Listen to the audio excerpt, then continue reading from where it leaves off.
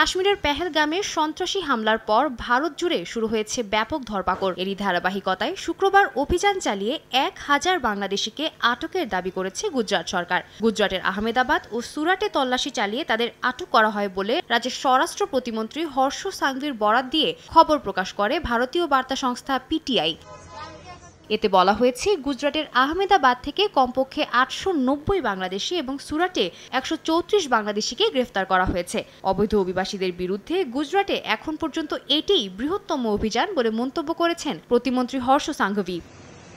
গুজরাটে বসবাসরত অবৈধ অভিবাসীদের পুলিশের কাছে আত্মসমর্পণের নির্দেশ দিয়েছেন তিনি। এই নির্দেশ উপেক্ষা করে রাজ্যে অবৈধভাবে বসবাসকারী অভিবাসীদের গ্রেফতারের পর নিজ দেশে ফেরত পাঠানো হবে বলে সতর্ক করেন। একই সঙ্গে অবৈধ অভিবাসীদের আশ্রয়দাতাদের বিরুদ্ধেও আইনি ব্যবস্থা নেয়ার হুঁশিয়ারি দেন গুজরাটের এই মন্ত্রী।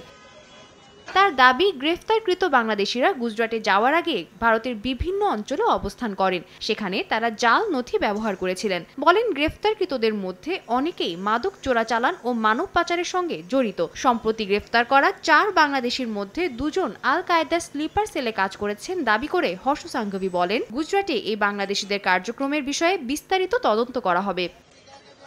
আটক বাংলাদেশিদের শিগগিরই নিজ দেশে প্রত্যাবাসনের বিষয়ে ব্যবস্থা নেওয়া হবে উল্লেখ করে তিনি বলেন, ভারতে ও গুজরাটের বিভিন্ন অঞ্চলে তারা পৌঁছানোর জন্য যে জাল নথি ব্যবহার করতেন সে বিষয়ে তদন্ত করা হবে। একই সঙ্গে যারা তাদের জাল নথি তৈরি করে দিয়েছেন তাদের বিরুদ্ধেও নেওয়া হবে ব্যবস্থা।